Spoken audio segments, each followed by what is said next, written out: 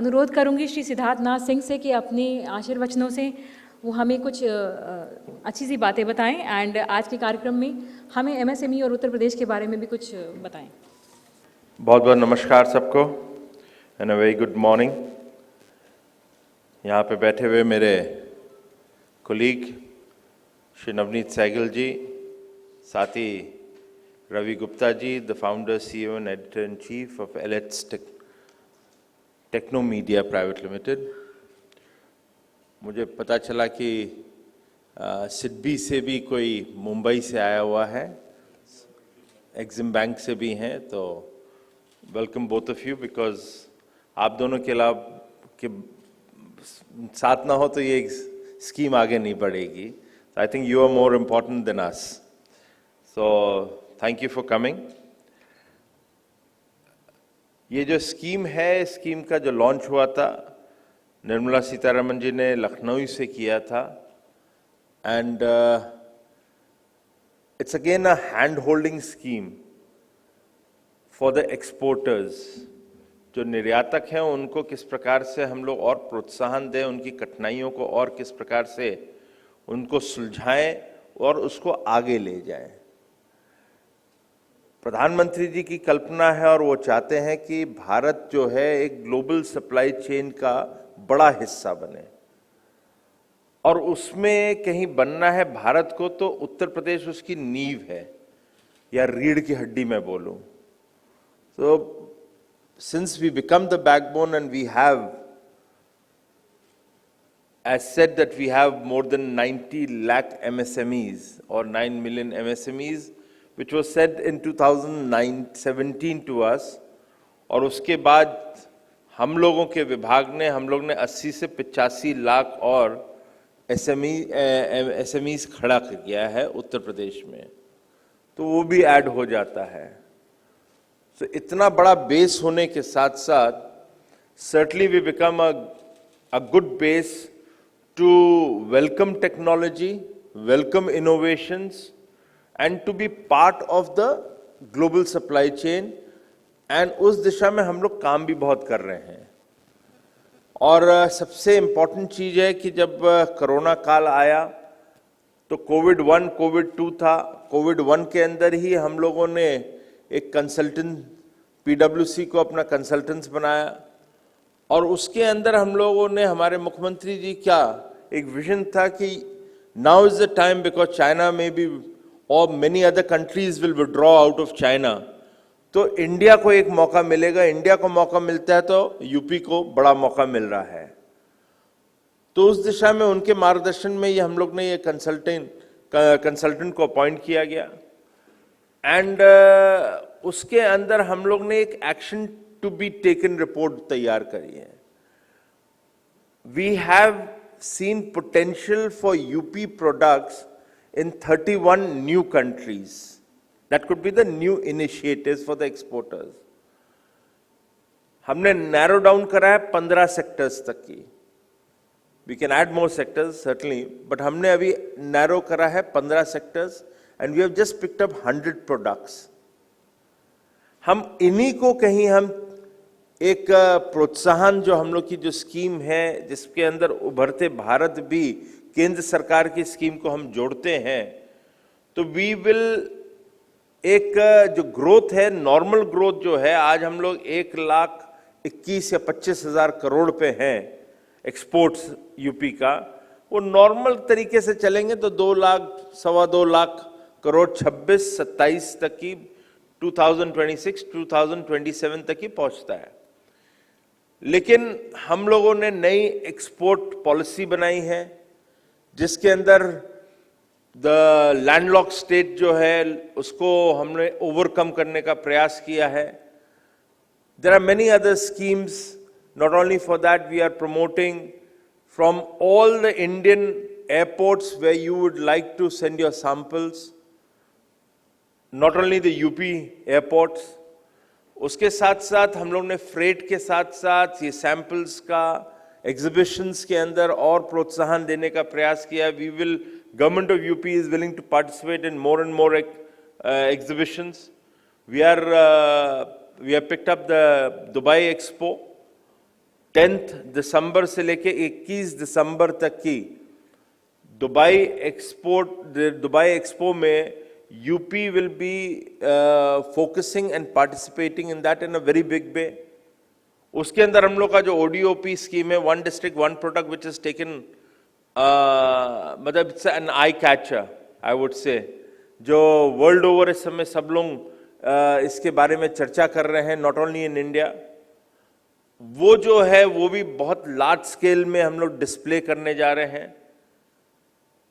जो नीचे की जो एसएमईज है, कॉटेज इंडस्ट्रीज है, because of ODOP scheme it's taking the UP rural economy in a different format. उसी के साथ साथ एक्सपोर्ट्स बढ़ रहा है हम लोग का। अभी हम लोग ने एनालिसिस करे थे, 38% of exports of UP has jumped because of ODOP।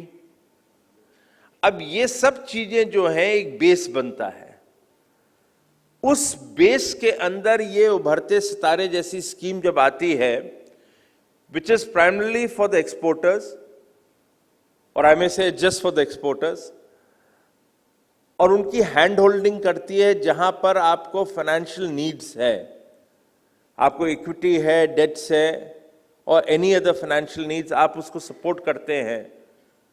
And you pick the champions.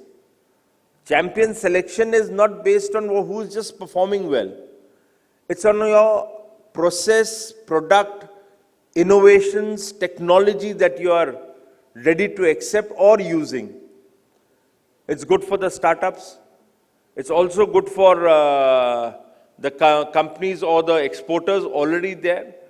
But you want to change yourself. I would rather say कि उभरते सितारे जो स्कीम है वो specifically डिजाइन है for those exporters and those startups who wish to imbibe a change। और change के बिना आप परिवर्तन नहीं होएगा तो आप नए मतलब जो रेस है उसमें आप पीछे रह जाएंगे।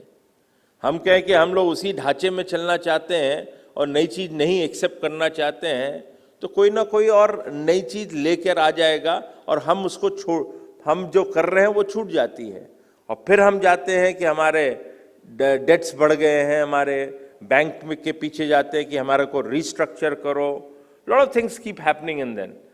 मेरा इतना ही है कि आप लोग इस स्कीम के बारे में जितना भी प्रचार प्रसार हमारे 75 डिस्ट्रिक्ट्स के अंदर होएगा, उत्तर प्रदेश का जो एक लीप फ्रॉग है, जो हम लोग ने अनुमान लगाया है कि हम जो जहां पे आज खड़े हैं और 2026-27 तक की ये एक्सपोर्ट उत्तर प्रदेश का 3 लाख करोड़ के ऊपर जाएगा, उसके अंदर ये बहुत बड़ी स्कीम है। लेकिन हम इसको जमीन तक की नहीं ले जाएंगे, हम अपनी ओडीओपी के साथ नहीं जोड़ेंगे जो एक्सपोर्ट करते हैं, हम लोग इसके अंदर प्रोफेशनल्स नहीं लेकर आएंगे। And I strongly believe, and so does my colleague also, lateral entries are must to make UP a real good export hub। जब ही एक्सपोर्ट हब बन सकता है जब हम lateral professionals लेकर आए। मैंने देखा है कि आप अप्रैल के, मैं अभी बात कर रहा था, नोएडा गया था, तो नोएडा में अप्रैल वाले आए थे मुझसे मिलने। उनकी जो तकलीफें हैं वो हम सरकार में बैठ के या अधिकारी जो है हम नहीं समझ सकते। वो इसलिए नहीं समझ सकते कि क्योंकि हम उसमें इन्वॉल्व नहीं हैं, उसके प्रोसेस में नहीं इन्वॉल्व हैं। मगर वहीं से कोई एक आदमी जो अप्रैल या टेक्सटाइल में हमारे एक्सपोर्ट प्रमोशन काउंसिल्स के साथ हमारे साथ बैठ जाएगा, हम उसको एक जगह देते हैं, तो trust me that is going to bring results to the exports. तो इसी तरह अन्य प्रोडक्ट्स हैं। हम लोगों ने एक सिद्धार्थनगर में एक चावल जो होता है जिसको कहते हैं काला नमक चावल, उसके बारे में ये कहा जाता था कि वो लुप्त हो गया है। गौतम बुद्ध अपने समय में लेकर आए थे। तो काला नमक जो चावल है उसको हम लोगों ने, आई must say that my compliment my colleague here, Navneet Sehgal ji, he must have visited at least 4-5 times there. It was an idea which CM wanted. I was also looking at it. काला नमक चावल is something traditionally जो आप लोग बैठे और Chinese खाते हो जिसको स्टिकी राइस कहते हैं. गौतम मतलब बुद्ध जी जब जा रहे थे सिद्धार्थनगर छोड़ के तो लोग रो रहे थे, तो उन्होंने कहा ये चावल रख लो, इसको बुद्ध चावल है, मैं किसकी, जब तक ये है तो मैं जीवित हूं, मैं आप लोगों के साथ हूं. वी रिवाइव दैट, उस प्रोसेस को रिवाइव किया थ्रू अवर वेरियस स्कीम्स. जो 50-60 रुपए किलो बिक रहा था, आज वो एक्सपोर्ट 500-600 रुपए किलो हो रहा है to far east. This is the potential UP has. अन्य चीजों में पोटेंशियल है, मगर आप लोग सब लोग साथ आएंगे, एक्सपोर्टर्स आगे आएंगे, government is ready to help and hand hold you. सरकार का एक दायरा होता है, एक लिमिटेड दायरा होता है, मगर उसके अंदर भी बहुत तरीके हैं किस तरह से आपकी मदद कर सकते हैं. तो I would again welcome SIDBI and Exim bank for bringing this kind of a scheme for the exporters. और साथ ही साथ मैं एलएच का भी शुक्रगुजार हूं कि आपने ये इनिशिएटिव लिया है कि इसको आप एक प्रचार प्रसार के एक डिस्कशंस के माध्यम से आगे ले जाएंगे.